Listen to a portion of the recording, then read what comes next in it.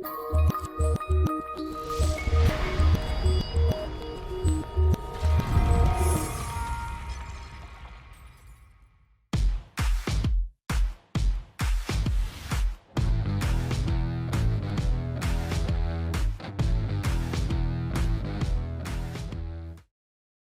like to thank the following sponsors.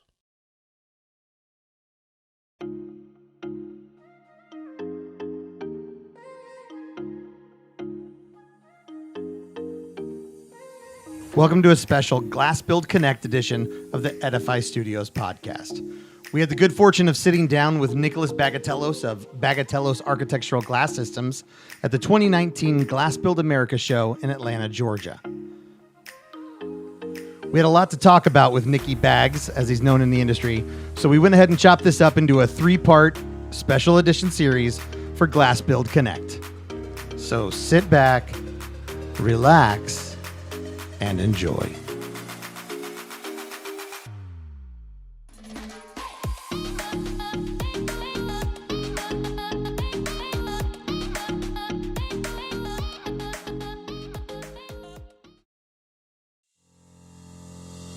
Welcome to the Edify Studios podcast, discussing the shift of architectural concepts into actual solutions, disrupting the current status quo, and having a blast the whole time. Here are your hosts, Brad Glauser and Brad Walker. Hey guys, welcome back to the Edify Studios podcast, live from GlassBuild America 2019. Atlanta, Georgia. Atlanta. Hot Atlanta, no doubt. Good morning. Good morning, Nick. How are you? I'm well. We have got an awesome guest today, Mr. Walker. Oh my God. We asked, and he said yes, and it freaks me out still that he's here. And I'm pretty sure he's punking us right now. Well, I feel honored to be here. Thanks. Where's Ashton Kutcher? Yeah. We're getting punked right now. Son of a biscuit. No. So for those of you that don't know, and if you don't know, then you don't exist in our industry. Absolutely. Nick Bagatelos. Bagatelos Glass, correct? Yes. Small-time operator out of the California. Hashtag one of the largest ever. Yes, right. In terms of getting things done that you want to see done. Yeah.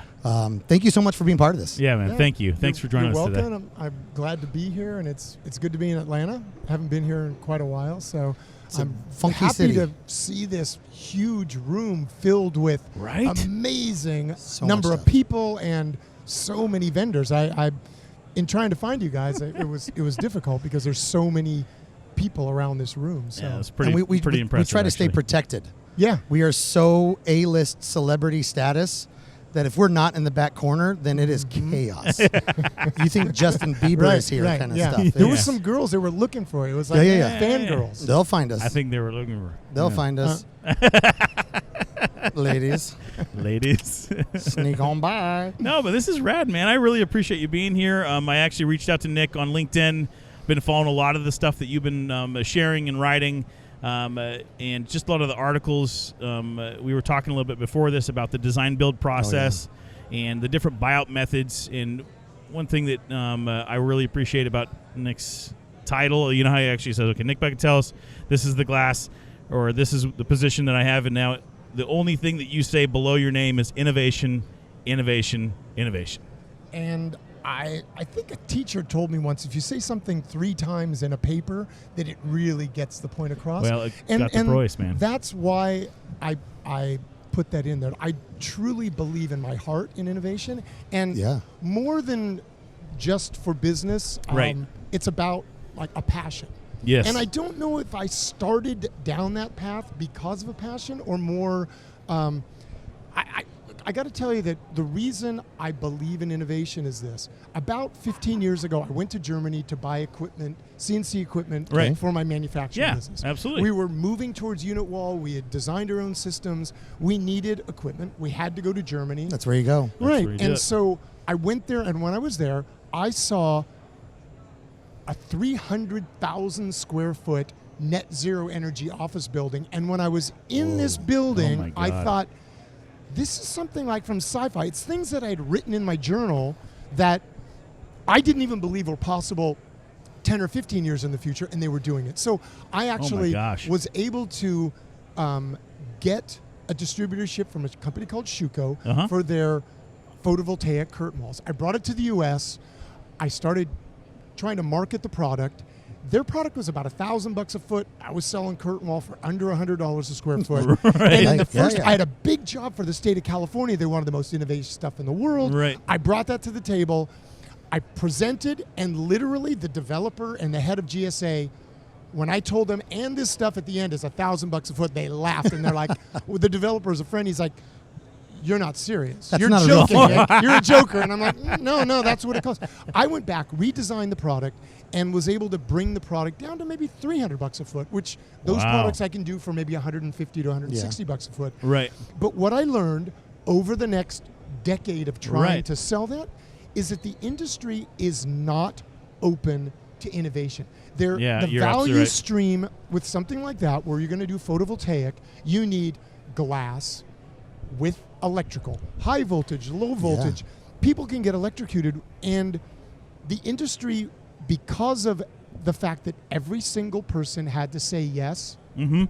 if anyone said no, it stopped the possibility of that moving through, Right. and it was value engineered out. So, Interesting. and what happened Insane. to me at that point is I believed in it, I wanted it, I tried hard, and that Passion?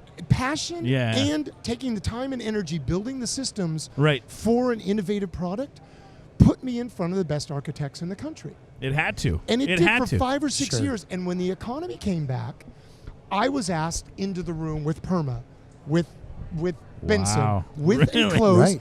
And what happened was they wanted to hear me talk about net zero energy envelopes, and they valued, engineered them out. But I was in the room because I believed it and actually built the systems for it.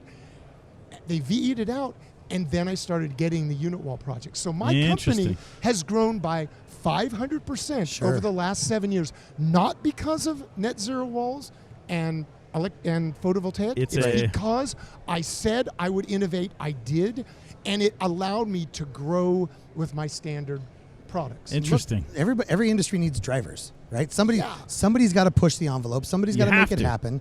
That's the thing that I think is so wild about our industry, is that for something that is so custom, Every single for something that is time. so custom, Every the single concept time. of doing it different Right. freaks the shit out of people. Like It does. It It really does. freaks them out. You know, in the construction community, we work for builders, but they're not anymore. They are contractors. They are accountants who oversee construction now. Managers. So when you try to do something new, it doesn't fit into the mold of the general contractor's procedures, the way they deal with their insurance. You try to do something Yeah. new, it freaks them out and reduces. They're only making 2 or 3% gross if Correct. everything goes right. You shift that with the X wall, and the liabilities that could possibly Sure. follow make them completely against any type of change or innovation.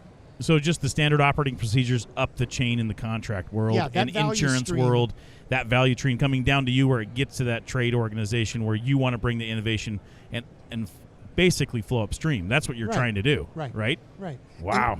And so what I can tell people is Yeah. that I believed in it, I pushed for it, and it wasn't the innovation that gave me the increase in sales. It was the commitment to it, which got me in the room, Sure. that allowed me to sell the Interesting. products that I sell. And, you know, we've been consistently following into innovation. Like, unitized curtain wall's been around for 40 years. forever, Long time. yeah. But it's rarely used, you know? It's only used on high-rise and large campus facilities. Correct. It still hasn't embedded itself in the No. culture of the industry. No, it's still way far behind. And I believe that as we move towards automation, which there's a lot of talk about that I 4.0 economy and Right. robots coming. Well, you know, I have robots. true. I have CNC machines. I have automation on my floor. And what I learned early is that you can automate, but it's not about the machine.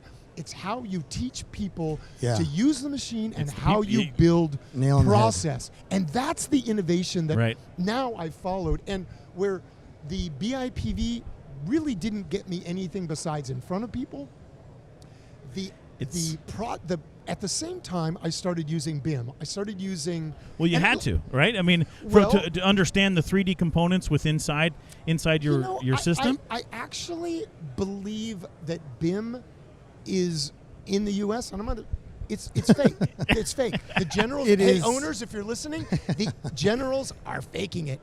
BIM today is an as-built 3D drawing in Revit. Sure. The connectivity that is possible within a BIM project is not being done. Yeah, no, I can imagine that. Not And at I all. know because I use those systems now, and I've got them to a point where they're saving me in my gross. Yeah. I'm picking up 2 to 3% in my gross because of the communication that BIM has allowed within my organization. Now, I read a report by... Repeat that really quick. It's 2 to 3%?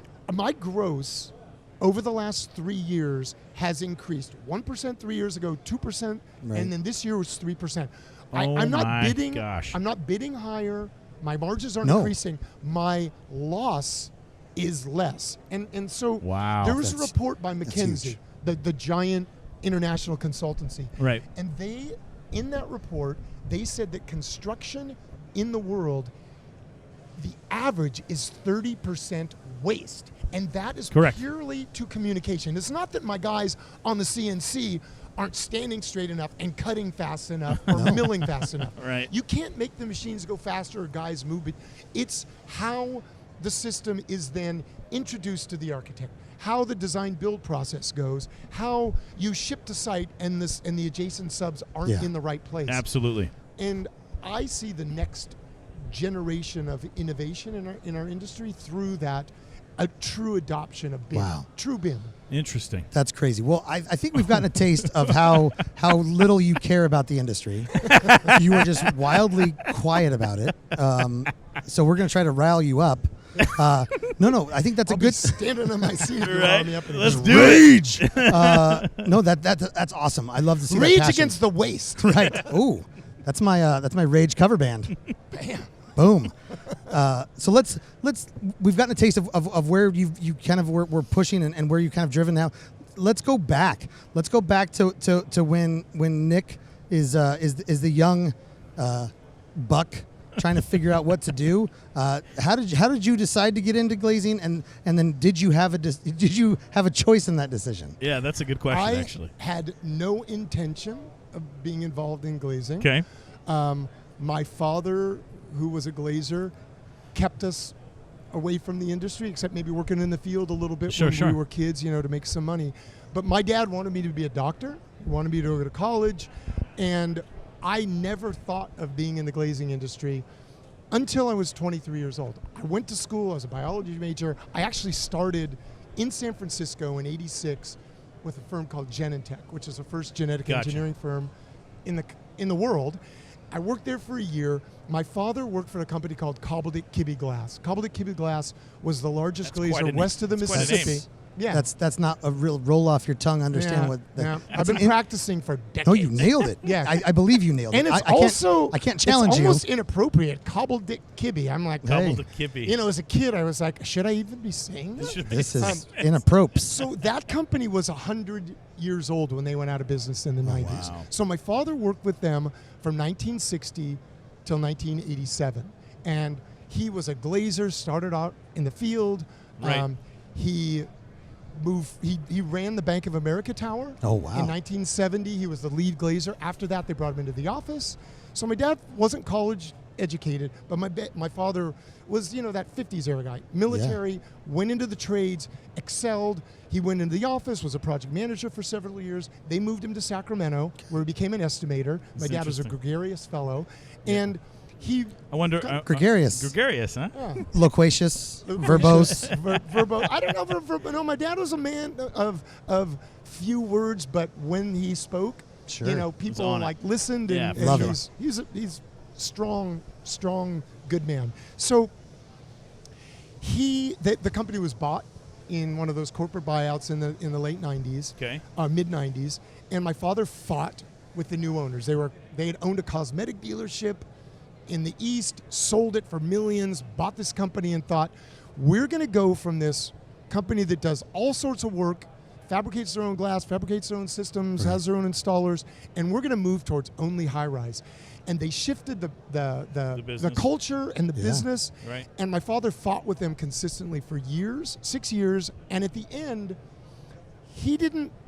we didn't like make this plan to go into business together. He was scared he was going to be fired because he had his best year he'd ever had. He didn't get the bonuses that he would have expected. Sure. He came to me. I wasn't happy with working this tech engineering job. Right. And he said, hey, Nick, how about you come to work with me? We'll start a business. I'll pay you almost nothing. You can work really long hours, but I'll give you a piece of the business. Sure. Sounds like a great idea. He did that. We started in 87. Well, that's a terrible sales pitch. Right. However, it's also not that far off the time of the Microsoft model, where it's like, hey, be part of this now, Right. and make almost nothing. So mentally, that makes sense specifically for that time period. At that time, and it's the opportunity. When I looked at it, I had made a clear decision. I didn't want to become a doctor, and I think I was a little prescient in the decision. Not a medical doctor. Like A wall doctor. Doctor of walls. Yeah. The unit thermal wall doctor. PhD. Right? Air and water through, infiltrator. Through the University of Hard Knocks. So we started in 87. Okay. My brother came into the company in 88, and we started with, stick curtain wall. Sure. We Service. did storefronts, service work. Right. My other brother Jeff came in. We did that for a decade in Sacramento. Storefronts, small office building, 1 and 2-story buildings, and we started in the stick wall, and we had an opportunity to grow. I negotiated a big project. We brought in Wausau to build the unitized. We got right to the point where we were about to bid, and we were non-union, and the contractor said, you got to be union. I brought in a joint venture partner. I went to the union and said, can we do this with them as a union installer? Right. I'll bring the expertise with the contractor. We landed the job. They signed a 3-year deal. We were successful on the project. It was right as the internet boom started in the Bay Area. Right. 89, 88. I landed 3 more projects that each one was more than the gross sales of the non-union company that we had. Wow. And as soon as we landed the project, got them in contract, the union said, you can't do this. We're not going to let you. And I'm like, I have a contract, fellas. Yeah. And they're like, well, we're not going to give you men, so you may win in court, but... And We're still not going to give you men. I'm like, oh, I learned a good lesson as a young man. It's like, there are rules, and we got a contract that was outside of the rules. So I went to my dad. He's like, look, I'm 60-something years old. I don't want to go do larger work out of the market, higher liability. So at that point, my father was generous, bought the shares back from my brother and I, gave us the money to start. We did those projects. Wow. And it introduced us to the Bay Area and Silicon Valley. There was so much work that the existing players couldn't service the contractors. Right. So we immediately did, a project for Sun Microsystems, 2 or 3 large projects that allowed us to do stick wall in a market outside of ours. And so that's how we started Bagatelos Architectural Glass, and that was about 22 years ago. So what was the company before that? That was Commercial Window Systems. Commercial Window Systems. And that was with my dad. And my dad ran that for another 15 years, so retired. he kept going. He's kept he's going good with that. And he's was that good what- and content. Was that at the non-union side? And that was non-union. Okay. Oh, gotcha. And we Okay. separated the business, separate buildings, separate Sure. incorporation. Sure. My brother and I went after this, higher liability, but we're young. He didn't have a family at the time. I still don't have a family, so I have no fear of risk. Bring it. That's but my brother huge. is concerned rightfully about risk and liability. Sure. So the two of us are great business partners because I have no fear, and he has a lot of fear. I'm horrible with money. He's excellent with money. So as long as you guys meet in the middle, yeah, right. things are going to go well. My brother always says no. I'm like, I want to do this. I see this innovation. Let's do that. Let's do this. Let's do this. Let's do. And he's like, no. Okay, Nick. I run. We get it done. I'm like, now I want to do this. And he's like, no. Yes. So it's we've developed a good one-sided partnership. But I have money in the bank because of my brother Sure. Chris. Thanks, Chris. We all appreciate it. But the real thing is that what happens if your dad doesn't do that? Yeah, that's a huge. right? That's a huge. He made The turning point something in that, happen, right? For two boys who he saw were going to go after it and get it done the way that it needed to be done. He didn't want to be part of that, but hypothetically, he goes, you know what, we're good. Let's back off and we'll just go do something. We'll just stick with our stuff. What a great lesson for a young man man. to say, look, I may not want to do that. I might not be the right person. I might not have the skills for that. You go do it because I want you to have the opportunity. And, that has been a part of our business philosophy is I got to say, I have 2 or 3 competitors out there who were some of three of my best players on my teams are because other owners and people above them realized that these people were better than they were. Oh, yeah. So there was jealousy above, and they pushed people out of their organizations. Sure. And my brother and I are consistently looking for people who are better at what they do than what we do. That should be the goal. It should be the goal. The goal should be to find the best people, period.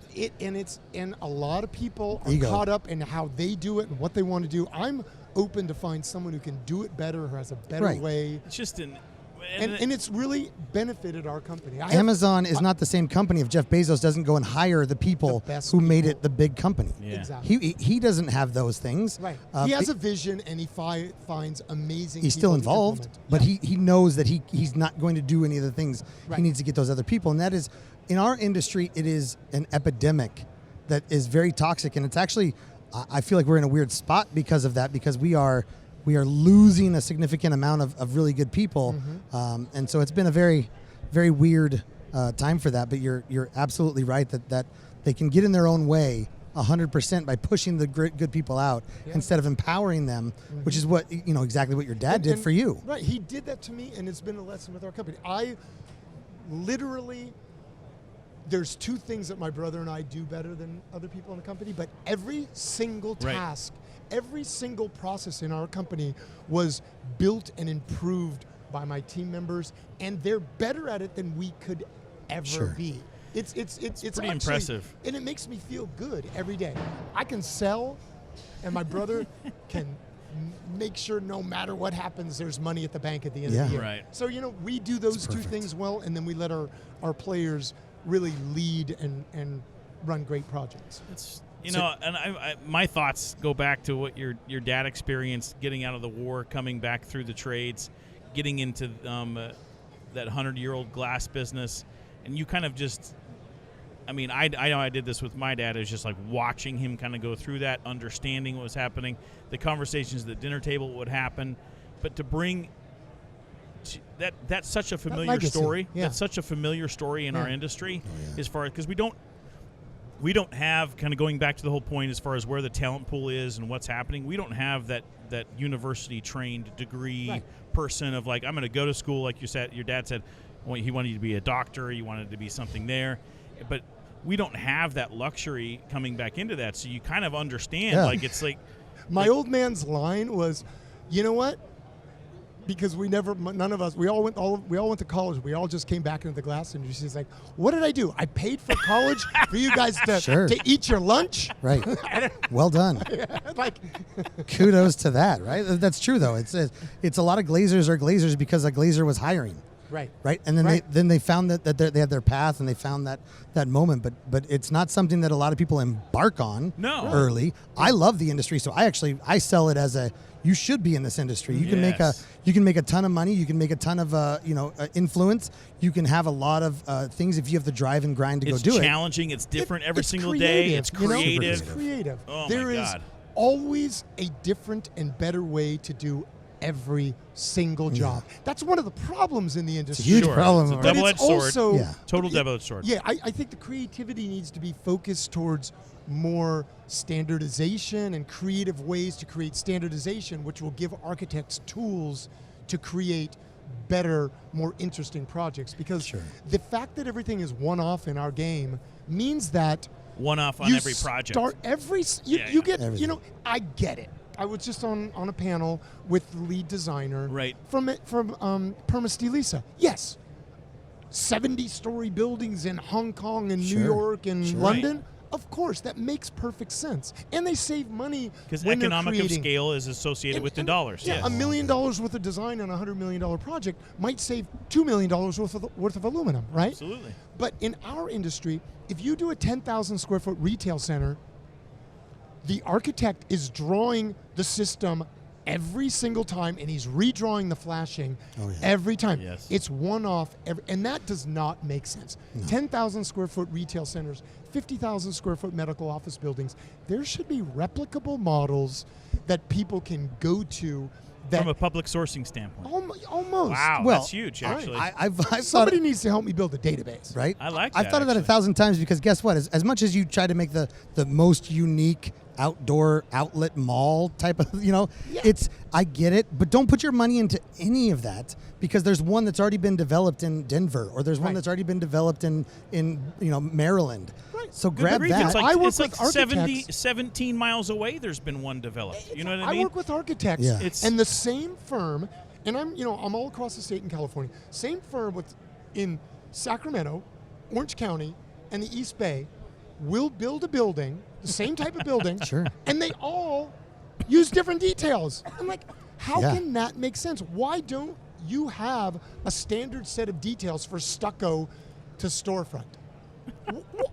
Why would you spend it's been your done valuable before. players' Yeah. time to redraw it, and then for me, the same response and the same discussion every time? We can't do that. We need to do this. You need the joint to get Right. it. Just Expansion, contraction, the seismic, the live load, the movement. Well, Absolutely. and for me, and I apologize, architects, slightly, but if they've already sold it, you don't need to spend all of your hours, right? right. I mean, Right. it's not like this legal billable hours moment where if you've got it sold and this is what the cost is to run this project and we've anticipated this many, like, why not simplify it as much as possible? Right. And No, for I sure. I think that's been one of my goals over the last, I've been doing design build for 15 years, and probably the last 7 or 8 it's only. And my reason to the architect is, look, you want something that looks this color, you want this type of spacing.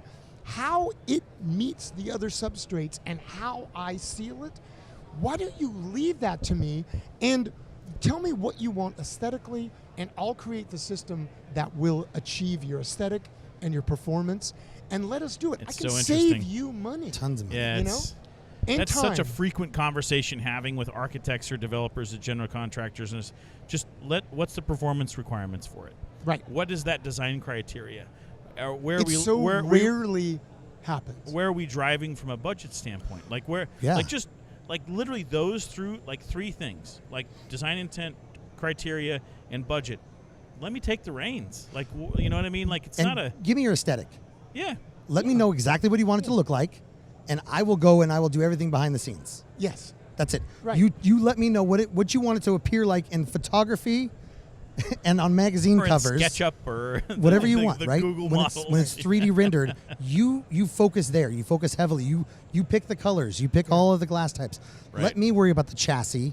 Let me worry about how it's going to come together. And if you don't, the general is going to VE it, and you're not going to get what you want. It's Yeah. consistent. There's that the it wasteful happens that way. process. That's Yeah. the wasteful process. It's a you're wasteful talking process. It's time and money. Are the 2 things that you have. In the beginning, you've got time, perceived time, and then later on, you've got money, and then later you're trading time for money. Right. And that's Every all you time. can do. Almost every time. It's insane. Thanks for listening to the Edify Studios podcast with hosts Brad Glauser and Brad Walker. To learn more about Edify Studios, visit www.edify-studios.com. That's www.edify-studios.com.